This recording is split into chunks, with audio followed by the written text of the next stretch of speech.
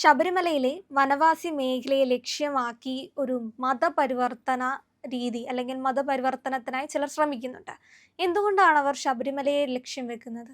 ശബരിമലയെ ലക്ഷ്യം വെച്ച് തുടങ്ങിയത് ഇപ്പോഴൊന്നുമല്ല. ശബരിമലയെ 1700കൾ മുതൽ തന്നെ ഇത്തരത്തിലുള്ള മതമാഫിയകളും ആക്രമിക്കാൻ വേണ്ടി ശ്രമിച്ചിട്ടുണ്ട്. അപ്പോൾ ശബരിമല തീവെയ്പ്പ് തന്നെ അത് തെളിവുള്ളതാണ്. കേസെടുത്ത് അതിന് ശേഷം പിന്നീട് വന്ന തീവെയ്പ്പ് നടന്നതിൽ തെളിവുകളടക്കം തീവെച്ച ആൾക്കാരടക്കം തന്നെ ഇതര മതവിഭാഗത്തിൽപ്പെട്ട ആൾക്കാരായിരുന്നു.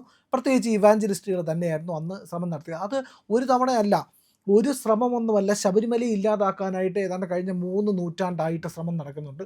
വമ്പൻ ആക്രമണമാണ് ശബരിമലയ്ക്ക് നേരെ നടക്കുന്നത്, ഒന്നാമത്തെ കാര്യം. രണ്ടാമത് എന്തൊക്കെയാണ് നടന്നത്, അവിടെ കുരിശ് കൊണ്ട് നാട്ടാനായിട്ട് ശ്രമിച്ചു. നിലയ്ക്കൽ പ്രക്ഷോഭമൊക്കെ നമുക്കറിയാവുന്നതാണ്. അങ്ങനെ ഒരുപാട് മേഖലകളിൽ ഇത്തരത്തിലുള്ള ശബരിമലയെ എങ്ങനെയെങ്കിലും നശിപ്പിക്കാൻ കഴിയുമോ എന്നുള്ളതിൻ്റെ പരമാവധി പഠിച്ച പണി 18 ഇവാഞ്ചലിസ്റ്റുകളും ജിഹാദികളും നടത്തുന്നുണ്ട്. ജിഹാദികൾ ഇപ്പോഴാണ് ഇറങ്ങിയിരിക്കുന്നത്.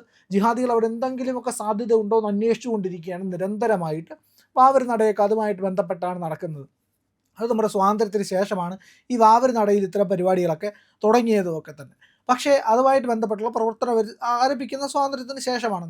പക്ഷേ അതിന് മുമ്പ് തന്നെ ഈ പറയുന്ന ക്രിസ്ത്യൻ മിഷണറിമാരും ഈ പറയുന്ന ക്രിസ്ത്യൻ ഇവാഞ്ചലിസ്റ്റുകളും കൂടെ ചേർന്നുകൊണ്ട് വമ്പൻ ആക്രമണം ശബരിമലയ്ക്ക് നേരെ നൂറ്റാണ്ടുകളായി 3 നൂറ്റാണ്ടോളമായിട്ട് നടത്തുന്നുണ്ട് എന്നുള്ളതാണ്. ഇവരുടെ പ്രശ്നം എന്താണെന്നറിയാമോ? ശബരിമല ഇരിക്കുന്നത് കൊണ്ട് തന്നെ ആ മേഖലയിൽ മതപരിവർത്തനം നടത്താൻ കഴിയുന്നില്ല എന്നുള്ളതാണ്. അത് മാത്രവുമല്ല, കേരളത്തിൻ്റെ വിവിധ മേഖലകളിലുള്ള ആൾക്കാരെ മതം പരിവർത്തനം നടത്തുന്നതിലൊരു വിഘാതമായിട്ട് നിൽക്കുന്ന ശബരിമല അയ്യപ്പനുമാണ്. അതിന് കാരണം എന്നറിയാമോ? ഒരുത്തനെ ഒരു വിധമൊക്കെ പറഞ്ഞ് ശരിയാക്കി കൊണ്ടുവരും, എങ്ങനെ മതമൊക്കെ മാറ്റാം എന്നൊക്കെ സമ്മതിച്ച് അവൻ ഈ പള്ളിയിൽ ചെല്ലാം പ്രാർത്ഥിക്കാം എന്നൊക്കെ പറഞ്ഞ് ഇങ്ങനെ ഇരിക്കുമ്പോഴത്തേക്കുമാണ് വൃശ്ചിക മാസം ആകുന്നത്. വൃശ്ചിക മാസം ആകുമ്പോഴത്തേക്ക് ഇവ എന്ത് ചെയ്യും? ഇവൻ കൂട്ടുകാരുടെ കൂടെ ചേർന്ന് മാലയിട്ട് മലയ്ക്ക് പോകാനുള്ള പരിപാടി ഇറങ്ങുമ്പോൾ ഇവരൊന്ന് പറയണം, അതിന് പോരുത്, അത് ശബരിമലയല്ല, ഈ നമ്മുടെ ദൈവം വേറെയല്ലേ, ഞാൻ നിങ്ങൾക്ക് പറഞ്ഞു തന്നതല്ലേ, കർത്താവല്ലേ നമ്മുടെ ദൈവം, നീ ഏതാണ്ട് സമ്മതിച്ചതല്ലേ അത് അപ്പോൾ ഇവൻ തിരിച്ചെന്താ പറയുമെന്നറിയാമോ? ഇവൻ ഹിന്ദു അല്ലേ, സ്വാഭാവികമായിട്ട് ഹിന്ദുവിൻ്റെ മനസ്ഥിതി എന്താ? ഇവൻ തിരിച്ചെന്താ പറയുമെന്നറിയാമോ?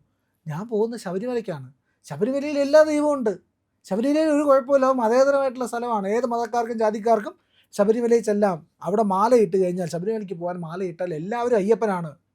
അപ്പോൾ ഇവൻ്റെ പദ്ധതി അവിടെ പൊളിയുകയാണ്.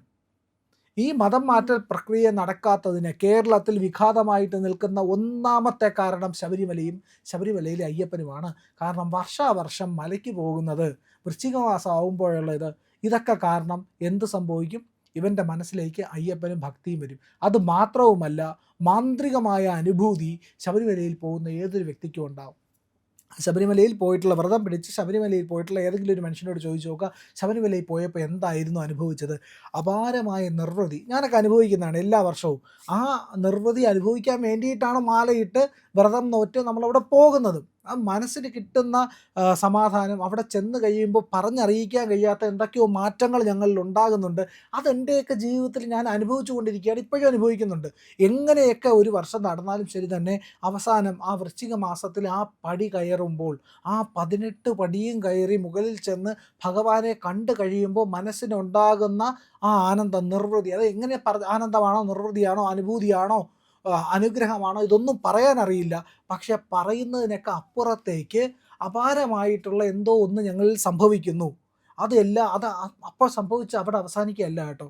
അവിടുന്ന് മലയിറങ്ങി തിരിച്ച് വീട്ടിൽ വന്നാലും ശരി തന്നെ എത്രയോ ദിവസം, എത്രയോ ഒരു 1-2 ആഴ്ചയിലേറെ ഈ മകരവിളക്ക് അവസാനിച്ച് ഈ പറയുന്ന പൂജയെല്ലാം അവസാനിച്ച് കഴിഞ്ഞാലും 1-2 ആഴ്ചയെങ്കിലും നമുക്ക് ആ പറയുന്ന അനിർവചനീയമായിട്ടുള്ള ആ നിർവൃതി, ആ അനുഗ്രഹം അനുഭവിക്കാറുണ്ട്. അങ്ങനെ അനുഭവിക്കുന്ന ഒരു മനുഷ്യന് മറ്റൊന്നിലേക്ക് മാറിപ്പോകാനായിട്ടോ ഇല്ലെങ്കിൽ തുലനം ചെയ്ത് ആ മതമാണോ ഈ മതമാണോ ശരിയെന്ന് പറയുന്ന മതഭ്രാന്തിൻ്റെ അവസ്ഥയിലേക്ക് പോകാൻ കഴിയില്ല. അതുകൊണ്ട് തന്നെ അവൻ പറയും, എനിക്കതിൻ്റെ ആവശ്യമില്ല, എനിക്ക് കിട്ടിയ ഈ നിർവൃതി ഉണ്ടല്ലോ, ഇത് ഭഗവാൻ എനിക്ക് ഒരിക്കൽ കിട്ടിക്കഴിഞ്ഞാൽ അതെന്നും എനിക്ക് കിട്ടാൻ സാധിക്കും. അതിന് ഞാൻ ഭഗവാന്റെ ആ മനസ്ഥിതിയിലേക്ക്, ആ അവസ്ഥയിലേക്ക്, ആ അദ്വൈത ബോധത്തിലേക്ക് എത്തിയാൽ മാത്രം മതി എന്ന് അവൻ അറിയാൻ പറ്റും.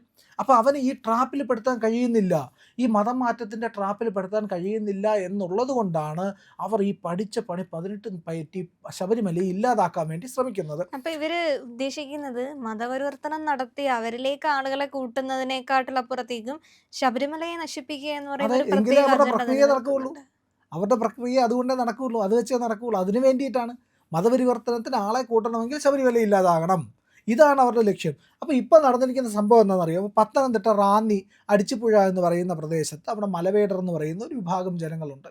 ആ ജനങ്ങൾ അവരുടെ വിശ്വാസവുമായിട്ട് ശബരിമലയുമായിട്ട് ഏറ്റവും അടുത്ത് നിൽക്കുന്നവരും ആ വിഭാഗത്തിന് പോലും പല പ്രത്യേകതകളുമുണ്ട് എന്നുള്ളതാണ്. അവർ ശബരിമലയിൽ വലിയ പ്രാധാന്യമുള്ള ഒരു വിഭാഗമാണ് അവർ എന്ന് പറയുന്നത്. അപ്പോൾ നമ്മൾ വിചാരിക്കും ഈ ശബരിമല വനമേഖല എന്ന് പറയുന്നത് നിസ്സാര മേഖലയല്ല കേട്ടോ. കേരളത്തിൻ്റെ ഹിമാലയം പോലെയാണത്. ഹിമാലയം പോലെ എപ്രകാരം ഗംഗ ഹിമാലയത്തിൽ നിന്ന് ഉത്ഭവിക്കുന്നു, ഗോമുഖത്ത് നിന്ന് ഉത്ഭവിക്കുന്നു, അതുപോലെയാണ് പമ്പ ശബരിമലയിൽ നിന്ന് ഉത്ഭവിക്കുന്നത്.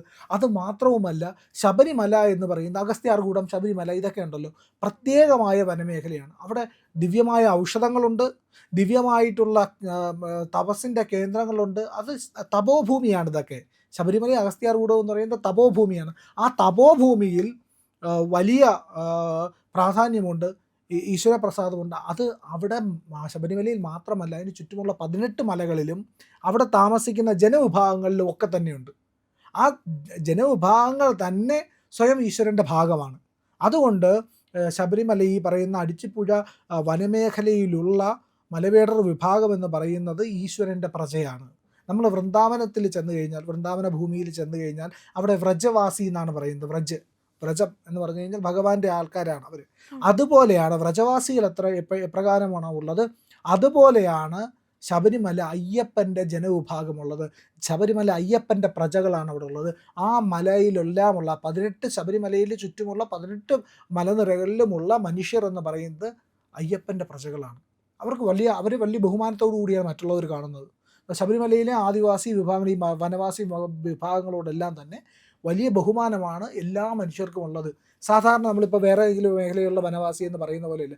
ശബരിമലക്കാരനാണോ അവനോടൊരു പ്രത്യേകമായിട്ടുള്ള ആരാധന, ബഹുമാനം ഇതെല്ലാം തന്നെ പുലർത്താറുണ്ട് എന്നുള്ള അങ്ങനെയുള്ള റാന്നി അടിച്ചിപ്പുഴയിലുള്ള ഈ വിഭാഗം മലവേടർ വിഭാഗത്തോടാണ് മതം മാറ്റത്തിൻ്റെ കാര്യവുമായിട്ട് ഇവർ ചെല്ലുന്നത്.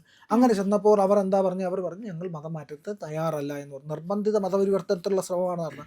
അത് മാത്രവുമല്ല, അവിടെയുള്ള മലവേടർ മഹാസഭ അവരെന്ത് ചെയ്തെന്നറിയാമോ? ആ മഹാസഭയുടെ നേതൃത്വത്തിൽ അവർ സമരം നടത്തി.